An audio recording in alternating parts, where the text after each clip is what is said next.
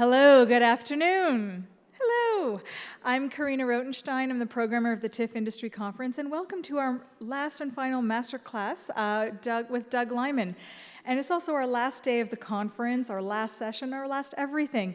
We've had an amazing week, and we hope you've really enjoyed all the sessions that we've brought you. And I would really like just to take a moment and thank the programming team, Lynn Crocker, Neil McPherson, Carter Bruce, the events team, the front of house teams, our wonderful tech teams, the CBC and the Glenn Gould staff for having us here all week, and of course our hardworking volunteers. So please just give them a round of applause. They've been amazing.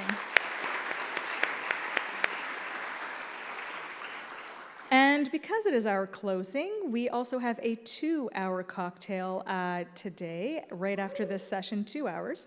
And it is hosted by the OMDC, so please drink up a lot and enjoy and talk and enjoy it.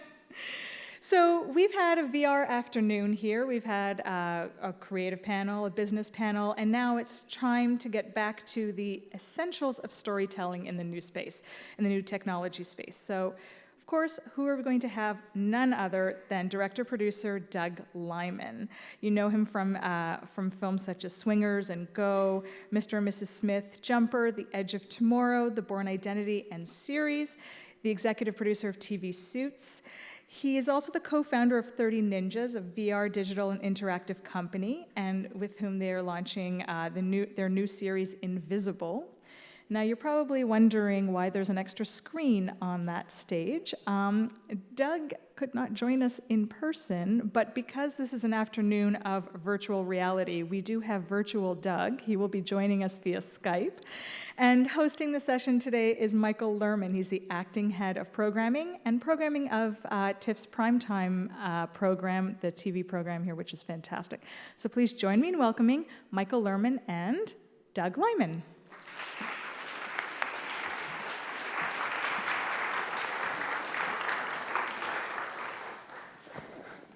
I'll just wait a second for Doug to get on. How are you guys doing? How have the sessions been?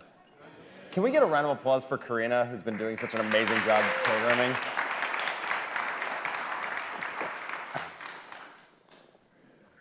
Hi, Doug. Hi, how are you?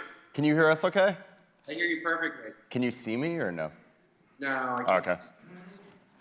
Well, my name is Michael Lerman. I'm the acting head of programming here. I'm going to be asking you a few questions.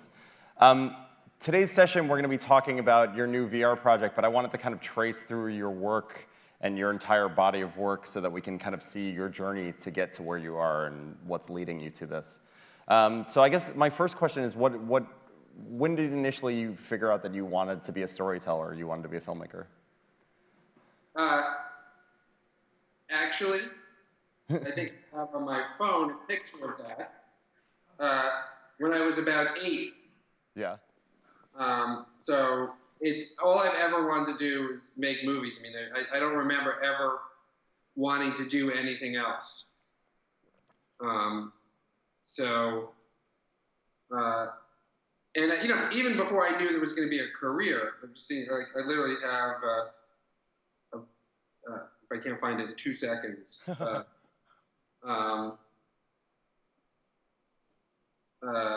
shoot. Somebody just sent me a picture of, I just can't believe I was, making movies when I was 8 and interested in, like, here we are. I don't know if this will show up or not, but. That's amazing. That's the real exclusive of this session, is that photo. So. When did you first become cognizant of film? Like, what was the first thing you saw? Do you know? My brother took me to a Woody Allen double feature. I think it was like Bananas and Take the Money and Run. Wow. As you know, like a 7-year-old? Yeah, probably somewhere. I mean, I'm not Quentin Tarantino. I'm not like, I didn't work in a video store and learn all about Truffaut and like, my memories, the things that inspire me to make movies, like, I remember seeing Superman, the original Superman, in like a big movie theater in Times Square, and like, it was in widescreen, and the theater was filled with sound, and it transported me to another world, and like that was one of the films that made an impression on me. And Poseidon Adventure, when I was way too young to be going to. I had older siblings, so I was taken to movies I should not have gone to. That's great. But I wasn't, it's, I'm sort of embarrassed to be in this sort of, this literary environment there, with really serious filmmakers, and my inspirations were, are not the ones, they don't make me sound, as smart as I hope I am. Well, I think that we've always, we admire you and your body of work for kind of what you bring to those genres and what you bring to that sense of adventure. You've been telling sort of adventure stories for a long time. Even Swingers, which was kind of your breakout, was almost an adventure story in a way. It's the adventure of getting back on your feet after a breakup. Yeah. Can you tell us a little bit about how you approached that project and what you wanted to do there that kind of made it different for you? Well, Swingers was going to be my, you're asking about Swingers, right? Mm-hmm. That was going to be my resume film. Yeah. No one actually thought anyone was going to see that movie. That was going to be the movie that I made that, I might then get hired to make other movies.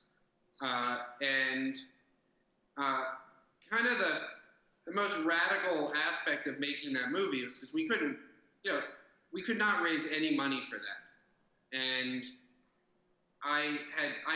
Swingers is sort of my first film that was theatrically released, but in film school I was hired to do a direct-to-video movie called Getting In. Mm-hmm.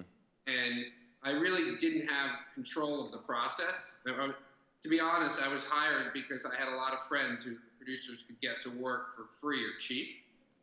I didn't know that at the time, but that's, in hindsight, I was not hired because of the short films I made.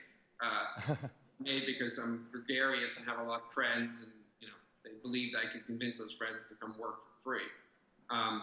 And the one aspect of that film that I had complete control of is I shot the title sequence after the fact in my parents' basement, and I violated all the rules of film school, all the rules of proper filmmaking to get it done, and lied to Kodak to get free film stock, that I was, getting ready to do a new film, and I wanted to test Kodak film stocks against Fuji, and they gave me film stock, and then I had to pretend for like another 2 years that like we were trying to raise the money for this fictitious film I'd made up, and like, and I was so proud of that title sequence that involved a cat and a mouse, actually a cat and a rat, that when it came time to do Swingers, I said, we could make a movie that unlike the way anyone else has ever made a movie, film stocks are fast enough, something that people shooting digital don't even need to worry about. So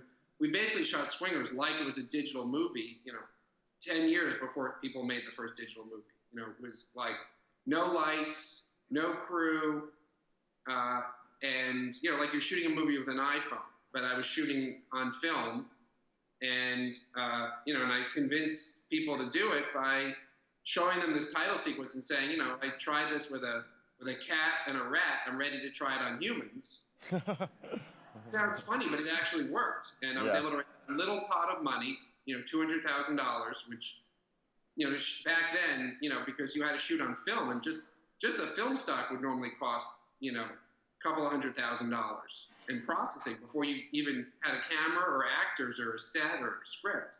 So, to do everything all in for 200, there were a lot of, rules and laws that had to be broken. And I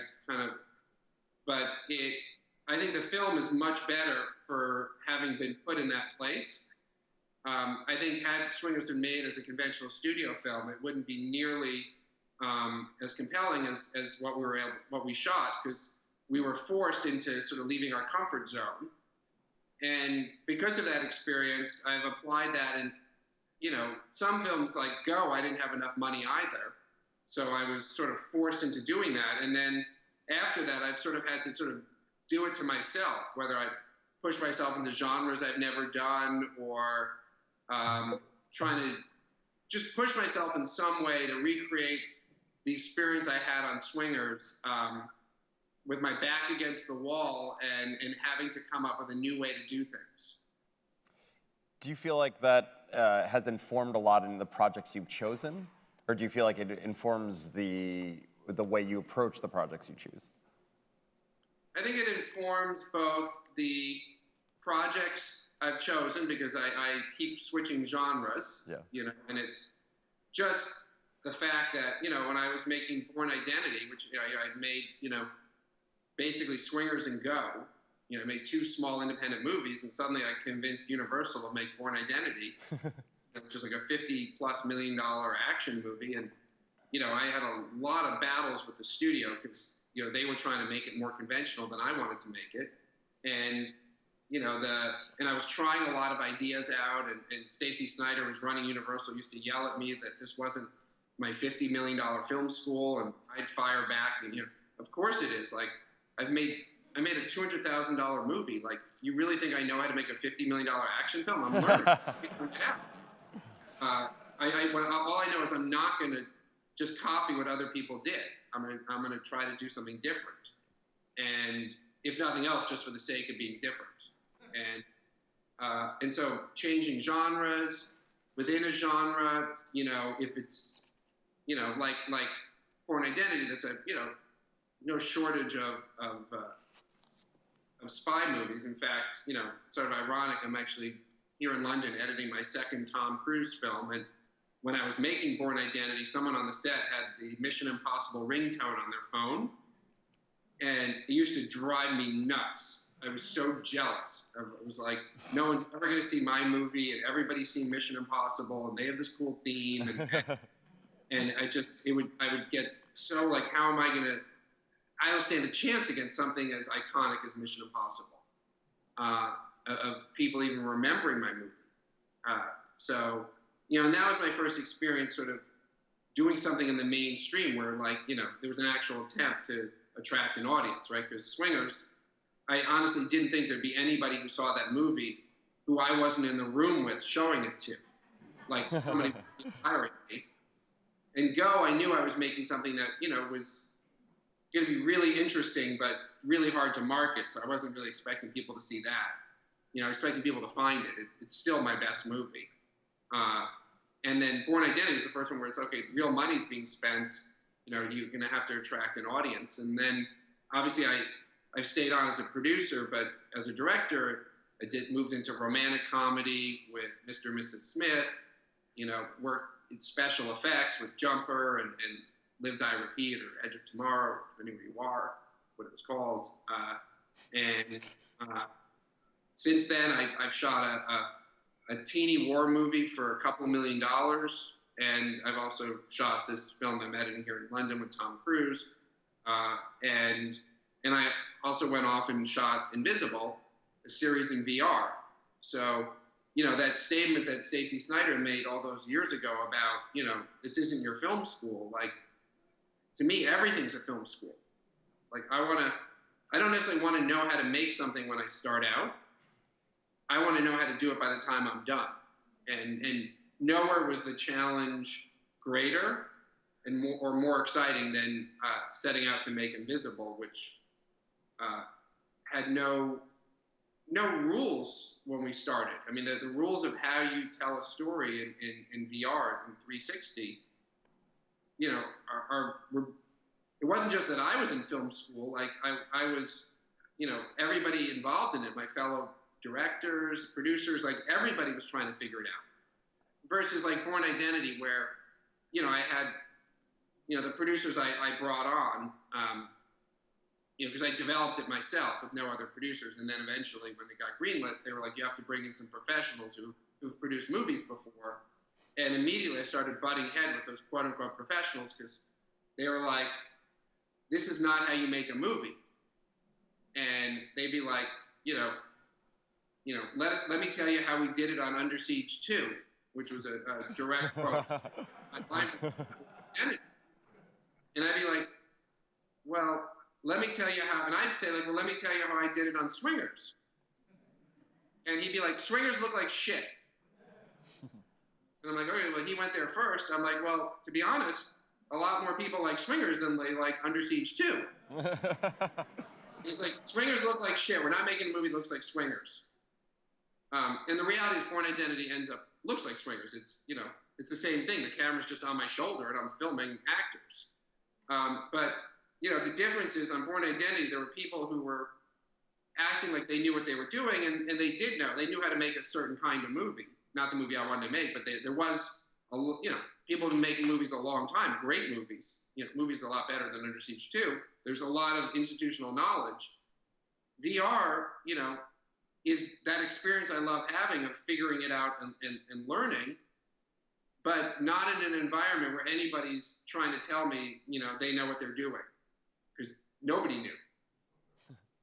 So it's interesting because it's a relatively new environment, but you think, given the 360 volume, you know, the concept itself, it would require pretty meticulous planning. Do you feel like that restricts you in some way from discovering what you're doing? Do you feel like that's more freeing? Well, you know, my process is, you know, not entirely unknown that I shoot and I reshoot. Yeah. I mean, even if you know, if I turn the computer around to see what's right behind me here is a green screen, because even though I'm editing here a film that I shot last year, right, I'm also filming Tom Cruise in this editing room for shots that I'm going to put in to change the nature of the scenes or rewrite a line of dialogue. So, you know, for me, the movie, you know, movies, TV series, like, they evolve. Like, so, you know, in a way, my technique of working lends itself perfectly to VR, because we shot some. We actually stopped the shoot in the middle because we discovered that one of the rules that you apply to filmmaking, which is you try to group all your locations into the same environment, you know, for efficiency of shooting, and doesn't work in VR as well, because you can't, people can look 360 degrees so they can see the seams. You know, it used to be you could just put a flat up, you know, a piece of set and shoot against it in the corner of what is otherwise a different space. So I could shoot a scene, you know, for American Made, where I'm the film I'm editing here, which is, you know, takes place in, it's about flying, or involves flying. You know, I could have a scene inside an airplane hangar, and then in the corner of that hangar, I could put up some flats and make it look like an office and shoot another scene without the crew having to move. In VR, you can't do that, because the viewer could easily just turn and look away from those flats and realize, you know, you're cheating. You're not really in the space you said you were in. And yeah, they can look up at the ceiling. They can look down at the floor. Like, you really have to take the viewer to the place, which, but, you know, I like that. That's one of my first battles with Universal on Born Identity, is they wanted me to shoot the whole movie in Montreal and pretend it was these other places. And I was like, no, I want the audience to have the experience of physically going to those places. I want them to experience what it's like to be in France. They're spending their money to go to the movie theater. They should have that experience. So it took us by surprise that some things we took for granted had to go out the window. But I also, it also afforded us the opportunity to edit what we had shot so far, and then learn and evolve. And in that process of, you know, our last bit of shooting was, you know, Invisible, you know, goes live in October, and our last bit of shooting is, you know, was really not very long ago. So that thing that used to be, or that other filmmakers do, where you shoot, you're done shooting, and then you edit what you shot, that's not my process. My process is I shoot, I edit, I shoot some more, I edit, shoot some more, edit, release the movie, and sometimes edit again. You know, fair game. I did with Sean Penn and Naomi Watts about the Joe Wilson and Valerie Plame taking on the White House, taking on the most powerful men on the planet, George Bush and Dick Cheney at the time. I felt like once I saw it out in the theaters, I was like, it could be better. And so we're going to re-release that this fall on video, re-edit. And I believe George Lucas has also done that. So I'm not totally alone in continuing to work even after you're done. And certainly in a space like VR, where we were making the rules as we went along, and that whole idea of film school, I took that, like, I fully embraced that in Invisible. I was like, I actually want fellow students on this one. Versus like, Born Identity was like kind of like a master class where I'm like, I was alone. On Invisible, we hired 2 young filmmakers, and Michael and Jerome, who I don't believe are there with you. And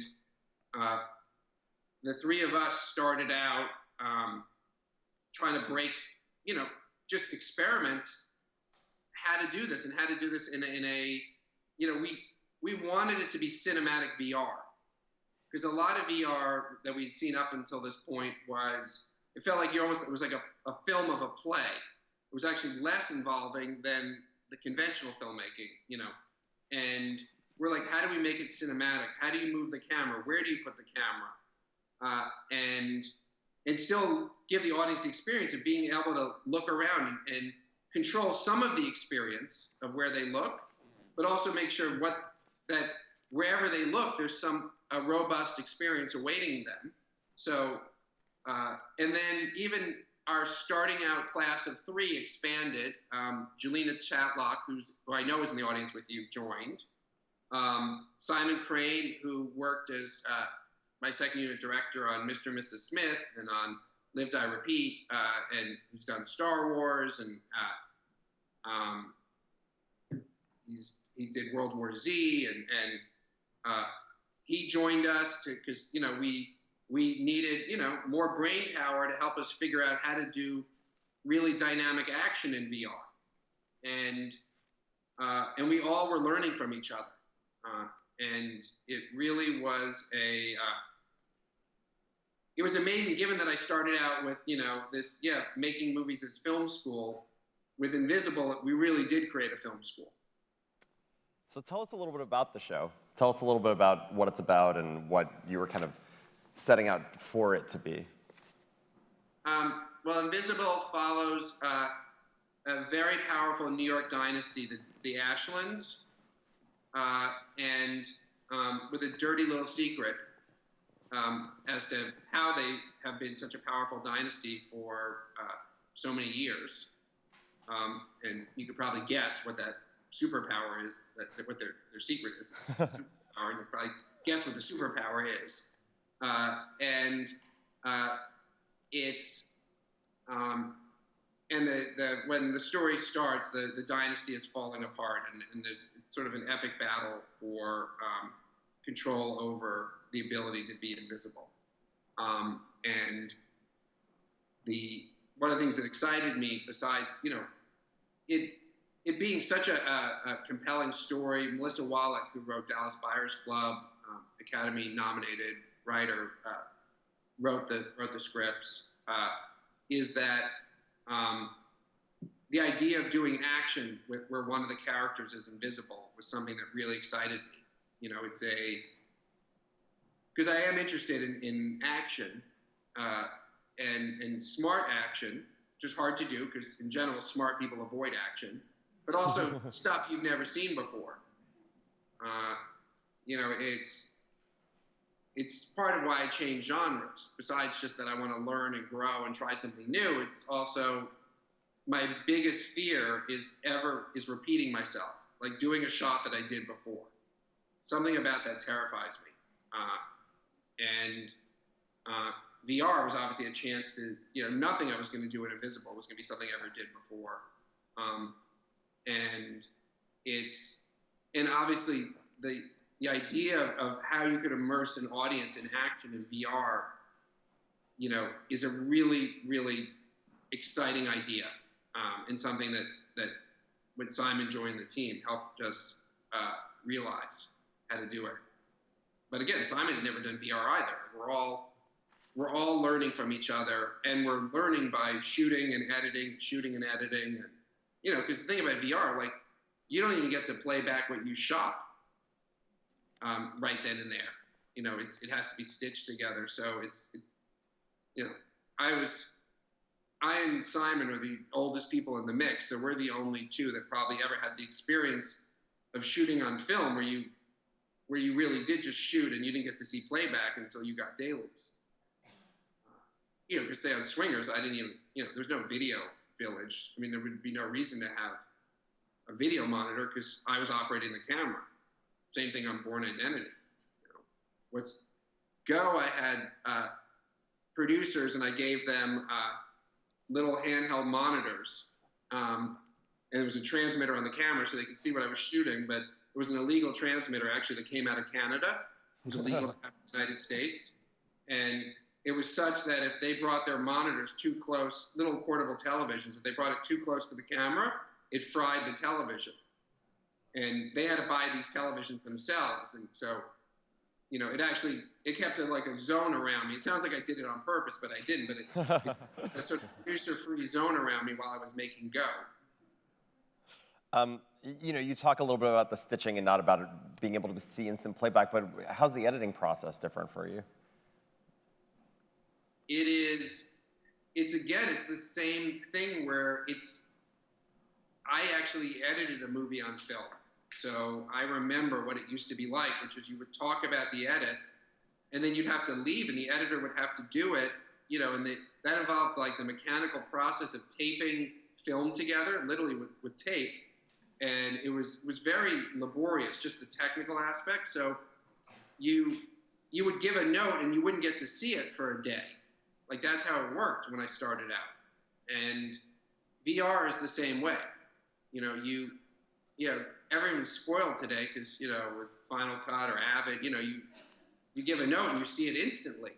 But VR is, because there's stitching that has to happen, there's a delay between giving a note and seeing it. Especially also because we're doing stuff that's really cutting edge. You're filming 360, but it doesn't mean you're shooting all of that at the same time. Looking this direction may not be shot at the same time as looking that direction, and it's going to get stitched together. Not so that you would ever notice it, but even Bourne Identity, which looks totally analog, had 250 visual effects shots. So I'm a big believer. My favorite visual effects shots are the ones you don't even know are visual effects. You're just immersed in the story. Yeah. It sounds like it takes tremendous trust with an editor, no? To really make that work for you. Do you? Well, again, because there's not even like there was somebody who had experience editing something like what we're doing. This kind of cinematic VR, where the editor's having to learn. And, we had more than one editor in the mix. And it was, again, the editing was a film school. It was an editorial film school, but and then we learned things through the edit and then went back and shot based on what we learned. So my adage of like, I want to be a better filmmaker when I'm done than when I start. I want to understand, in the case of Invisible, like I couldn't pretend to know how to shoot something in VR, I want to sort of point out the difference. There's sort of VR that's this immersive, like first-person experience VR, and then there's VR that's like 360-degree VR, which is where where the experience is more directed. So in the case of Invisible, you're not a character.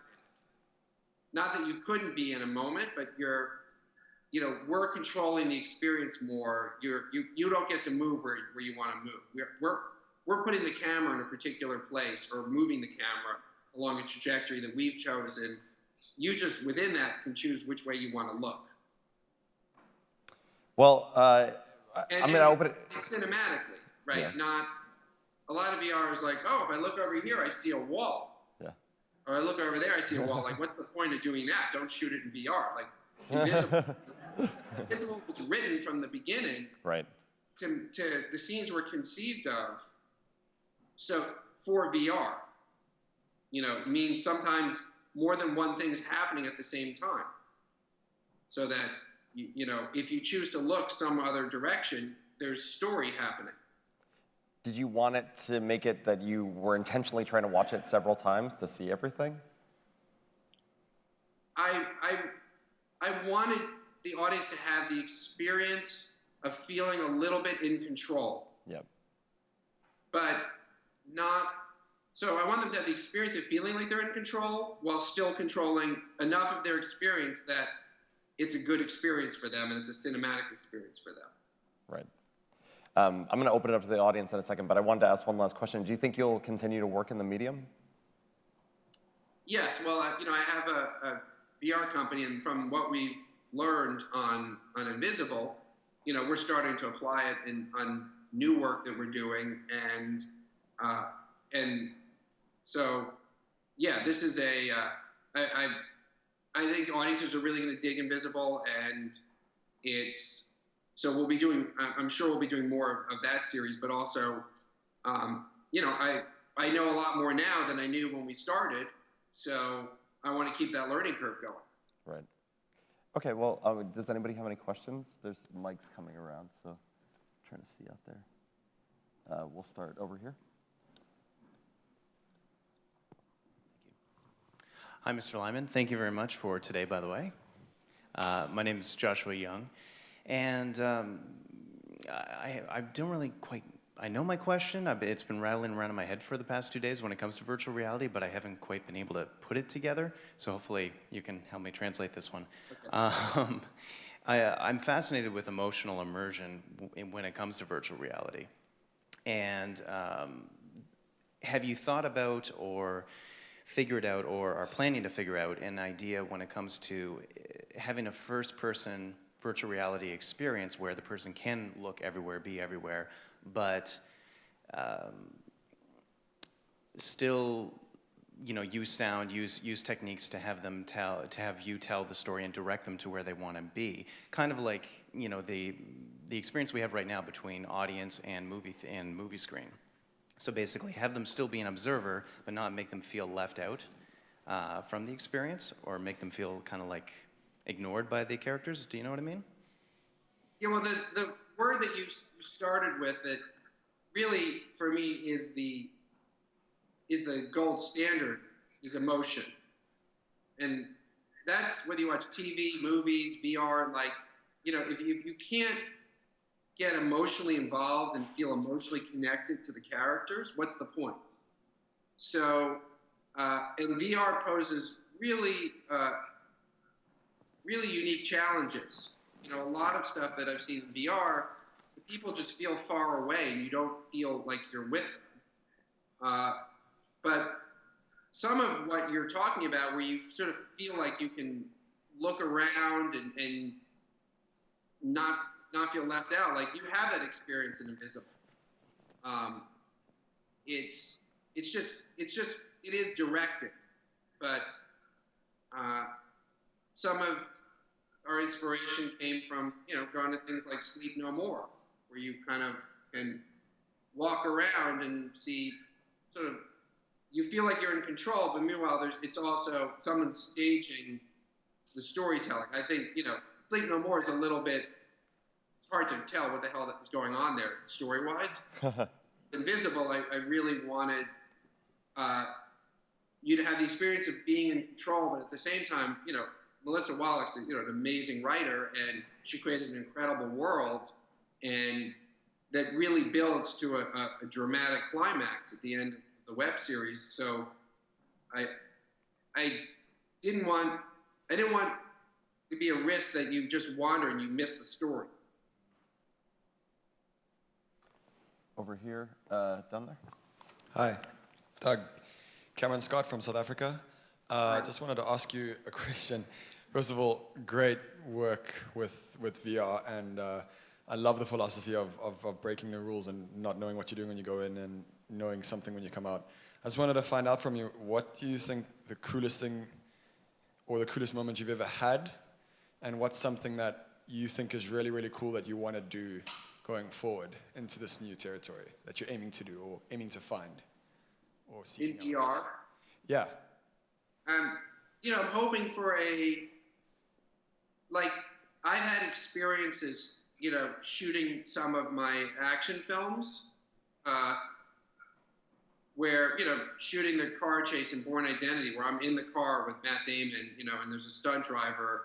The way you cheat that stuff is, you use a British car, so there's a steering wheel on the wrong side, and the stunt drivers on that seat, and in the film that I directed, they're wearing a wig, so they look like Franco Potente, and Matt Damon is in the passenger seat, but we put a steering wheel there, so it looks like he's driving, and I'm in the car filming him, and we're going through Paris with, at 80 miles an hour with cars clipping us, and that experience is so ridiculously terrifying that,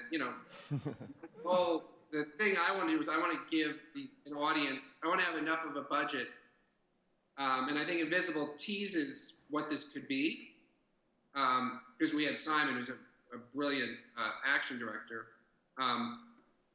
to be able to immerse people in what some of this car chase stuff I've done really feels like when you're in the car, where you're not a passive viewer. And, I should say, I talked about VR being like a film school where nobody really knows anything, but I should say that, we partnered with Jaunt, and their Tom is in the audience there, and they had a lot of experience that they brought to the table.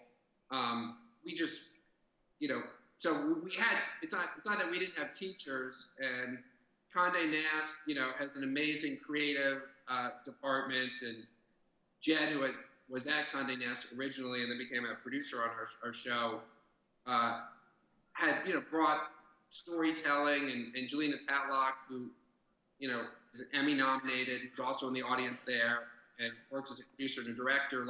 So there were people who brought a lot to the table, but we were trying to do something that had never been done before. So all of us were kind of immersed in this film school experience.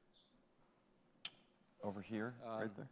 Doug, thank you so much for taking the time to speak to us today. My name is Leon Falk, and I'm a professor at NYU, do a lot of different new media stuff, and I feel very comfortable, since you feel like you're working in a medium that you have no idea about, asking a question that I don't know what it means.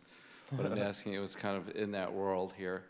I had heard recently Doug Trumbo doing a seminar on VR. He's doing a lot of work in it and talking about the limitations of creating the complete illusion, looking down and not seeing your feet. I don't know if that's part of the conceit of dealing with Invisible, which would work nicely, or not having a sense of sight or smell, but the bar in which one has to leap over in order to bring the full illusion of cinematic sense has not been reached with virtual reality yet, and still looking for that. And I was just wondering, how are you sort of working to deal with those types of, as you say, presence and absence or distance, because of the fact that you're constantly confronted with some sort of cheesy 3D movie effect at some time in the 50s, at the same time feeling something that you're in a room with, yet not. And I was just wondering, just to add on to that, whether or not you're working with augmented reality within virtual reality to deal with any of those things.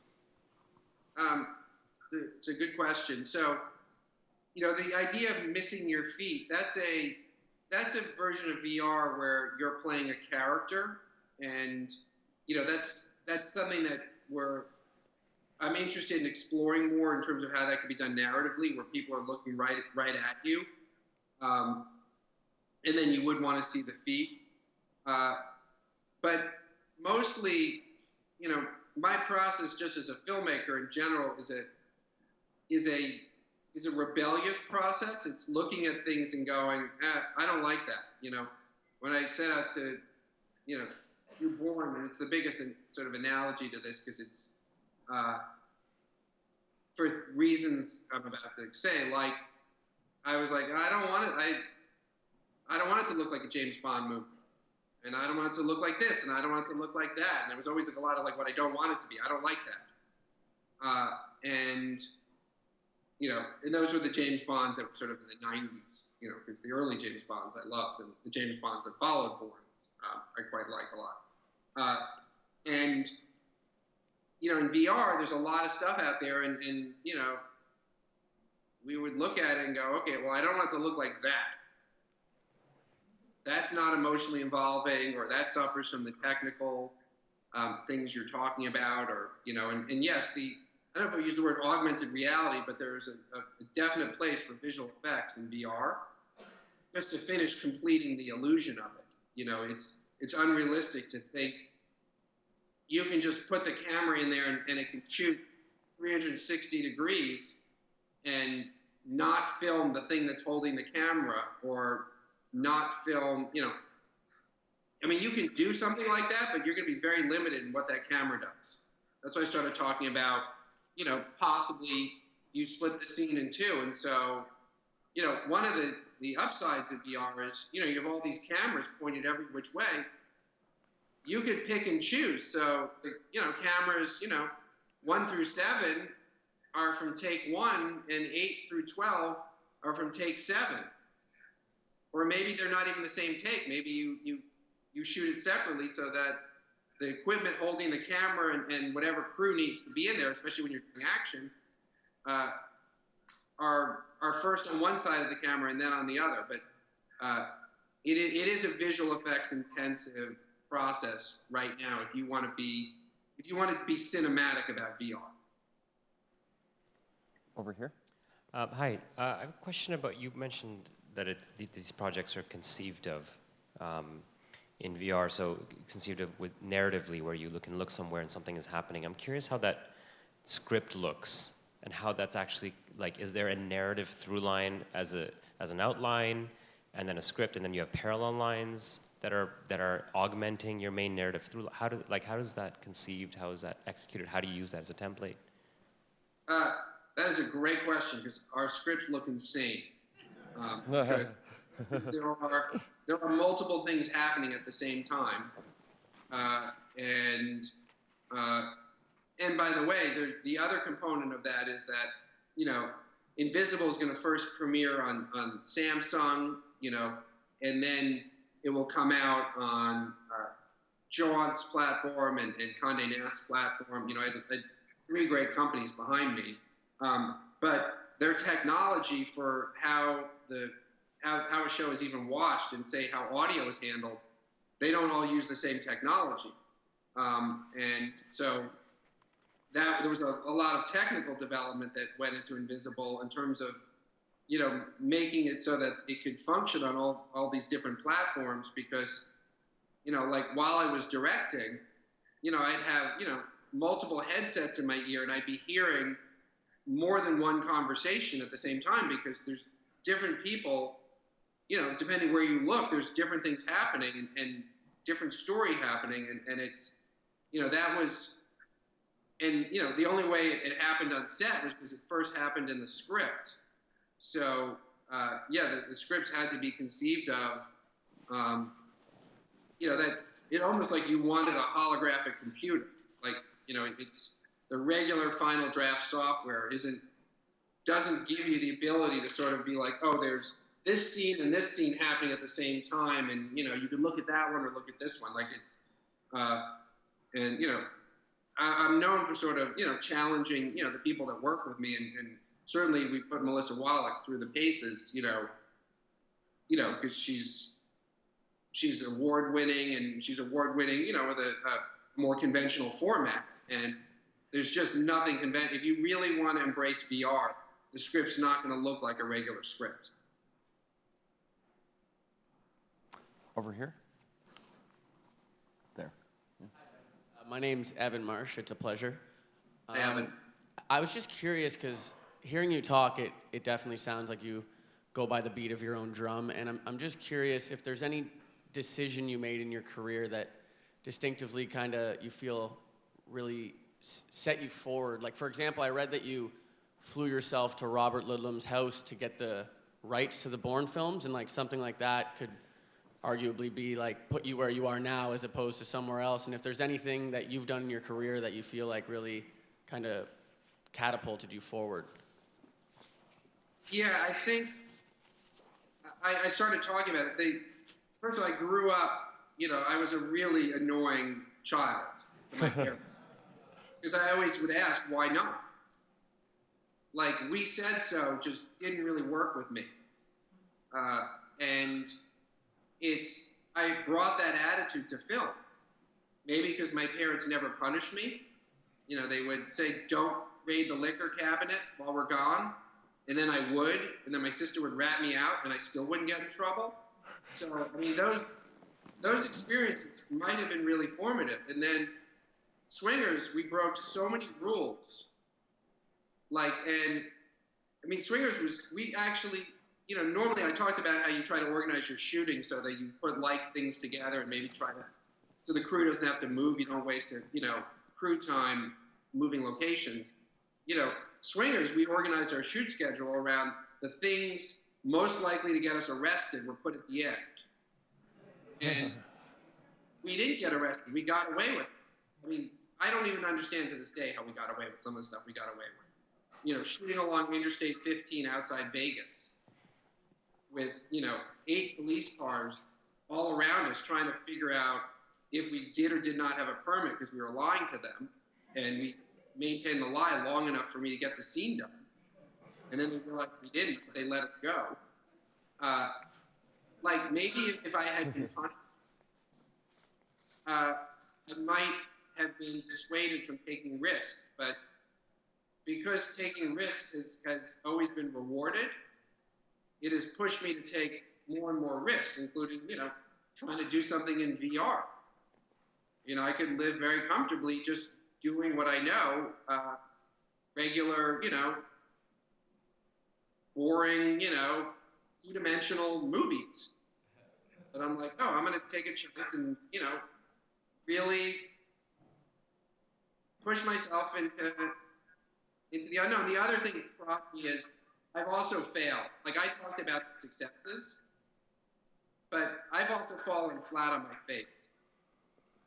And maybe the most formative thing that happened to me is my sophomore year in college, I started to organize a dance marathon. And nobody showed up.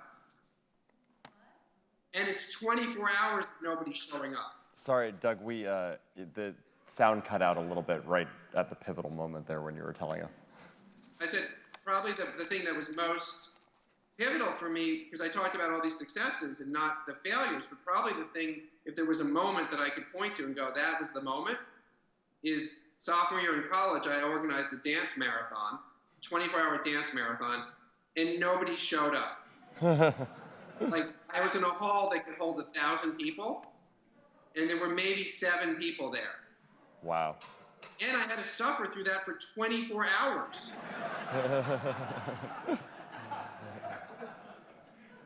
And for a guy who's sort of insecure, it's it was horrible.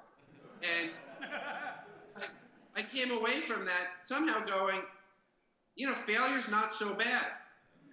I'm still here. And once you sort of realize that failure's not so bad, you're really liberated to take chances. That's great. We have time for maybe one more over here. Hi, Doug. Hi. I just had a question about Swingers. What's obvious now to everyone in the room is that you and Jon Favreau are both fantastic directors in your own right. How did you as a director navigate, because it was Jon's baby, obviously having written the script and developed it and handing it to you, how was the dynamic for you on Swingers working with something so personal to Jon? And obviously I would imagine his opinions were very, very strong. It must have been a very unique dynamic with both of you heading in the same direction with something that he'd been working on so long. Well, I love having the screenwriter on the set. That experience of having the writer on the set is something, I've maintained on every film since. And so I was really fortunate to have Favreau there. He also, because of the breakneck schedule of shooting the movie in 18 days, and he's starring in the movie,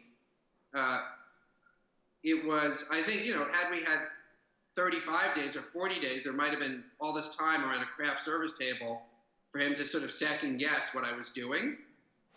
But at the pace we were going, like, everybody was completely busy. There wasn't time for anybody to be thinking about the other person's role. There was one moment during the scout, right? Because remember, I had literally showed John this title sequence with a cat and a rat, and said, I'm ready to try it on humans, and we're going to be really unconventional, take a lot of chances here, and including I'm going to shoot the movie myself. And he's like, have you ever shot a movie before? And I literally was like, I had that Super 8 thing, and that's what I'd done.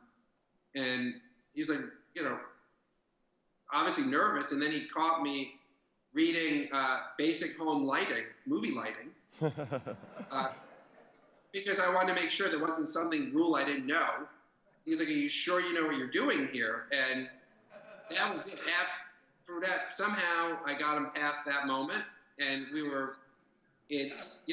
no one ever questioned the other person, and obviously it was an amazing collaboration. He wrote a fucking fantastic script, and he's a brilliant actor. He's in my cousin John Hamburg, who's a filmmaker, directed a film called I Love You, Man, and Favreau's, plays an asshole in that movie, and he's so good.